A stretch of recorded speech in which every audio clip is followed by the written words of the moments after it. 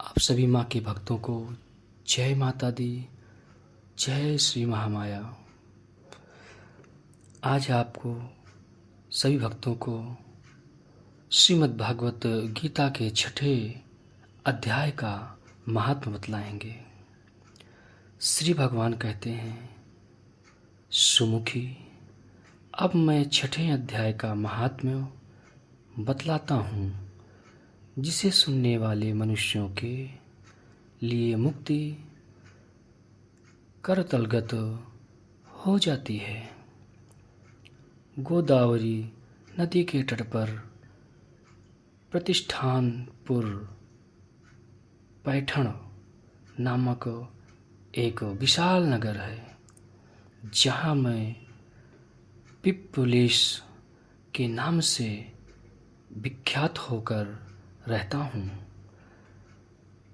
उस नगर में चानश्रुत नामक एक राजा रहते हैं, जो भूमंडल की प्रजा को अत्यंत प्रिय थे।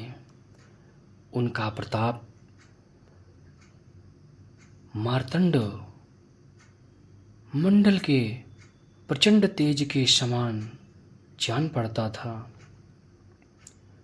प्रतिदिन होने वाले उनके यज्ञ के धुएं से नंदनवन के कल्प वृक्ष इस प्रकार काले पड़ गए थे, मानो राजा की असाधारण दानशीलता देखकर वे लज्जित हो गए हों।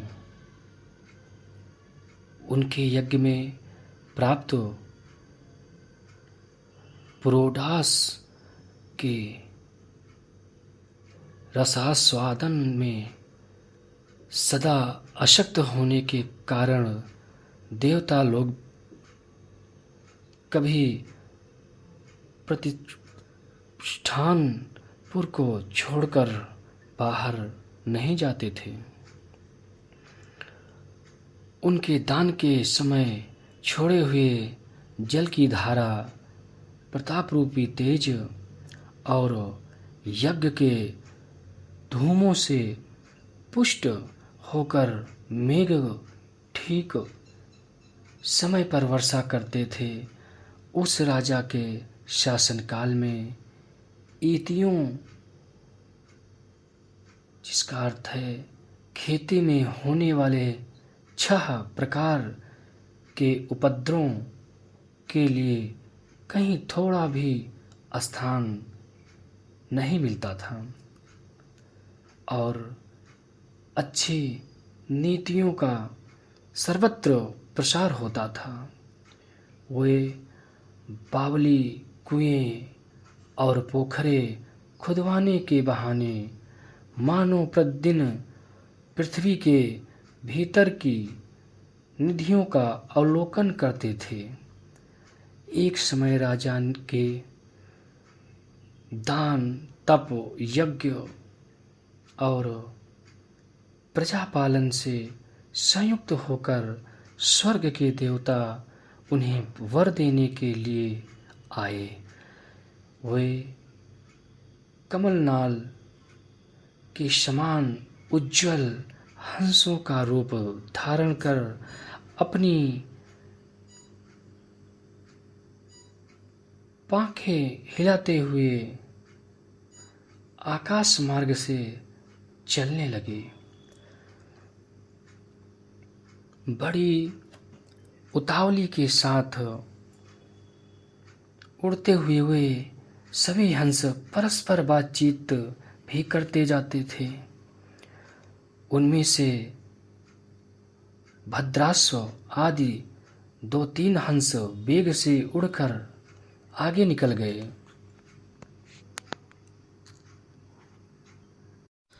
तब पीछे वाले हंसों ने आगे जाने वालों को संबोधित करके कहा, अरे भाई भद्राश्व, तुम लोग वेग से चलकर आगे क्यों हो गए? यह मार्ग दुर्गम है, इसमें हम सबको साथ मिलकर चलना चाहिए। क्या तुम्हें दिखाई नहीं देता? यह सामने ही पूर्ण मूर्ति महाराज जांस्वती का तेजःपुंज अत्यंत अस्पष्ट रूप से प्रकाशमान हो रहा है। उस तेज से भस्म होने की आशंका है, अतः सावधान होकर चलना चाहिए। पीछे वाले हंसों के ये वचन सुनकर आगे वाले हंस हंस पड़े और उच्च स्वर से उनकी बातों की अवहेलना करते हुए बोले, अरे भाई, क्या राजा इस जांस्वती का तेज ब्रह्मवादी महात्मा रैक्य के तेज से भी अधिक तीव्र है? हंसों की ये बात सुनकर राजा जांस्वती अपने ऊंचे महल की छत से उतर गए और सुखपूर्वक आसन पर विराजमान हो अपने सारथी को बुलाकर बोले, जाओ, महात्मा रैक्य को यहाँ ले आओ।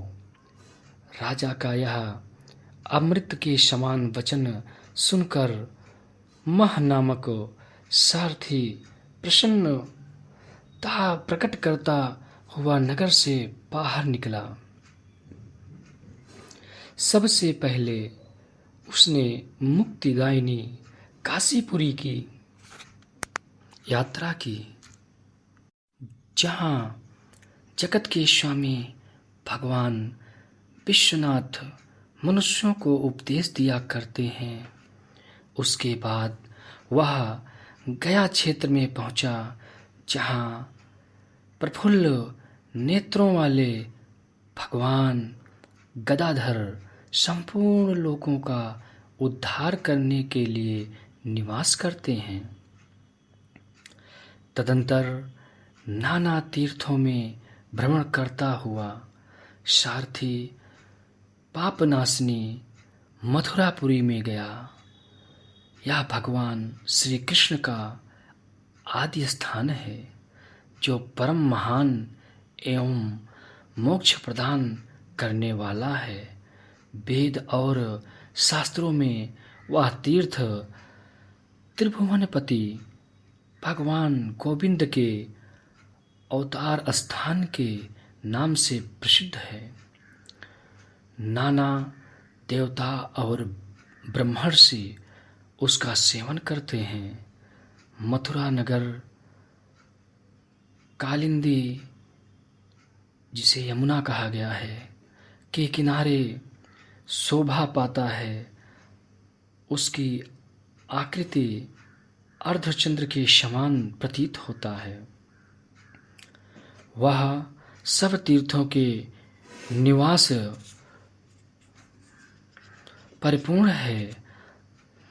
परम आनंद प्रदान करने के कारण सुंदर प्रतीत होता है।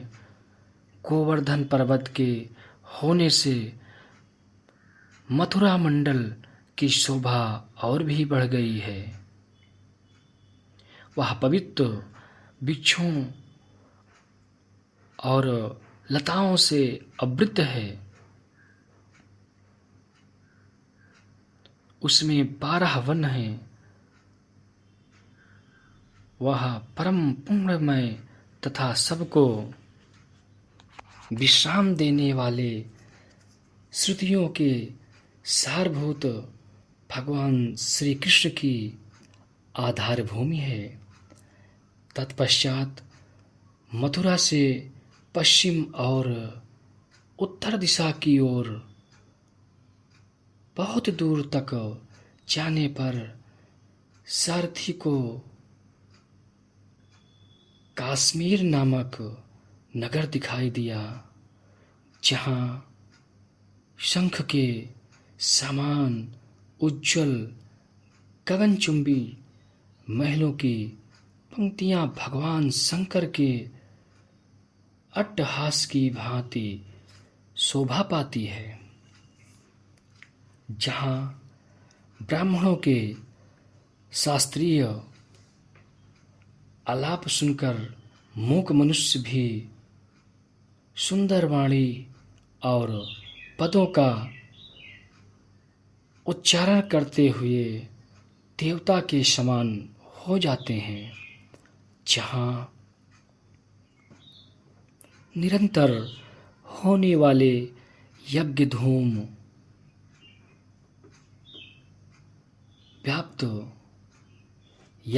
से व्याप्त होने के कारण आकाशमंडल मेघ से धुंधले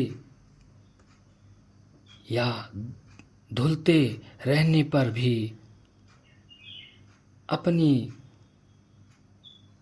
कालिमा नहीं छोड़ता। जहाँ उपाध्याय के पास आकर छात्र जन्मों कालीन अभ्यास से ही संपूर्ण कलाएं स्वतः पढ़ लेते हैं, तथा जहाँ माणिकेश्वर नाम से प्रसिद्ध है भगवान चंद्रशेखर देहधारियों को वरदान देने के लिए नित्य निवास करते हैं। कश्मीर के राजा माणिकेश्वर ने दिग्विजय में समस्त राजाओं को जीतकर भगवान शिव का पूजन किया था।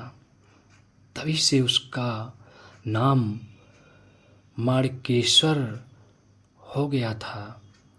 उन्हीं के मंदिर के दरवाजे पर महात्मा रैक एक छोटी सी गाड़ी पर बैठे अपने अंगों को खुजलाते हुए वृक्ष की छाया का सेवन कर रहे थे। इसी अवस्था में सारथी ने उन्हें देखा। राजा के बताए हुए भिन्न भिन्न चिन्हों से उसने शीघ्र ही रैक को पहचान लिया और उनके चरणों में प्रणाम करके कहा, ब्राह्मण, आप किस स्थान पर रहते हैं? आपका पूरा नाम क्या है? आप तो सदा स्वच्छंद विचरने वाले हैं, फिर यहाँ किस लिए ठहरे हैं? इस समय आपका क्या करने का विचार है? सारथी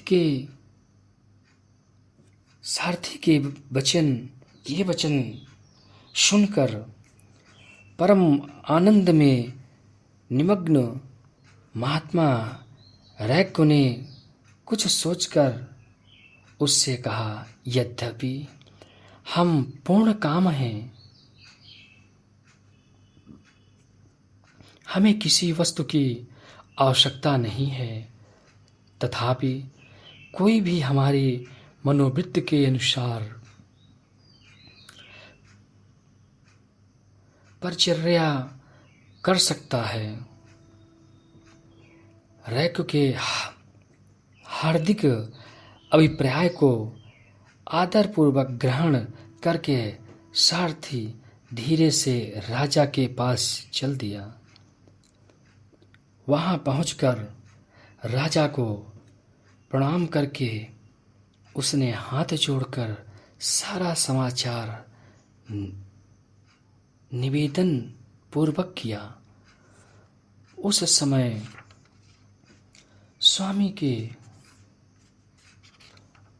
दर्शन से उसके मन में बड़ी प्रसन्नता थी। सारथी के वचन सुनकर राजा के नेत्र आश्चर्य से चकित हो उठे। उनके हृदय में रैको का सत्कार करने की श्रद्धा जागृत हुई। उन्होंने 2 खचेरियों से जुटी हुई एक गाड़ी लेकर यात्रा की। साथ ही मोती के हार, अच्छे अच्छे वस्त्र और एक शास्त्र कौवें भी ले ली। कश्मीर मंडल में महात्मा रैको जहाँ रहते थे, उस स्थान पर पहुंचकर राजा ने सारी वस्तुएं उनके आगे निवेदन कर दी और पृथ्वी पर पड़कर साष्टांग प्रणाम किया। महात्मा रैको अत्यंत भक्ति के साथ चरणों में पड़े हुए राजा जानुसित पर कुपित हो उठे और बोले, रे शूद्र, तू दुष्ट राजा है, क्या तू मेरा वृत्तांत नहीं जानता? यह खच्चरियों से जुटी हुई अपनी ऊंची गाड़ी ले जा। ये वस्त्र, ये मोतियों के हार और ये दूध देने वाली गौएं भी स्वयं ही ले जा। इस तरह आज्ञा देकर रैको ने राजा के मन में भय उत्पन्न कर दिया। तब राजा ने साप के भय से महात्मा रैको के दोनों चरण पकड़ लिए और भक्तिपूर्वक कहा, ब्राह्मण, मुझ पर प्रसन्न होइए। भगवान, आप में यह अद्भुत महात्म्य कैसे आया? प्रसन्न होकर मुझे ठीक ठीक बताइए। रैको ने कहा, राजन, मैं प्रतिदिन गीता के 6 अध्याय का जप करता हूँ। इसी से मेरी तेजो राशि देवताओं के लिए भी दुस्सह है। तदंतर परम बुद्धिमान राजा जानुसित ने यत्नपूर्वक महात्मा रैको से गीता के 6 अध्याय का अभ्यास किया। इससे उन्हें मोक्ष की प्राप्ति हुई। इधर रैको भी भगवान माणिकेश्वर के समीप मोक्षदायक गीता के पाठ 6 अध्याय का जप करते हुए सुख से रहने लगे। हंस का रूप धारण करके वरदान देने के लिए आए हुए देवता भी विस्मित होकर स्वेच्छानुसार चले गए। जो मनुष्य सदा इस एक ही अध्याय का जप करता है, वह भी भगवान विष्णु के ही स्वरूप को प्राप्त होता है। इसमें तनिक भी संदेह नहीं। इत एव आप सभी भक्तगण जो भी हमारे कथन में त्रुटि हुई हो, जो आप लोग सुनते हैं, श्रवण करते हैं, मनन करते हैं, किसी कारणवश अगर त्रुटि हुई हो, उसको हम तहे दिल से क्षमा मांगते हैं। और हमारा प्रयास है कि ज़्यादा से ज़्यादा जो भी धार्मिक चीज़ें हैं, धार्मिक ग्रंथ हैं, आप सभी के समक्ष पहुंचाते रहें। यही लक्ष्य है हमारा। जो भी भक्तगण हमारे चैनल महामाया योगा दरबार को सब्सक्राइब ना किए हों, आप लोग ज़्यादा से ज़्यादा अपने इष्ट मित्र रिश्तेदार जो भी आपके घर परिवार गांव देश के जो भी हैं, ज़्यादा से ज़्यादा इस चैनल को सब्सक्राइब कराइए, वीडियो को ज़्यादा से ज़्यादा लाइक कराइए और आप लोग ज़्यादा से ज़्यादा शेयर करें। जय श्री माता रानी, जय श्री महामाया। राधे राधे।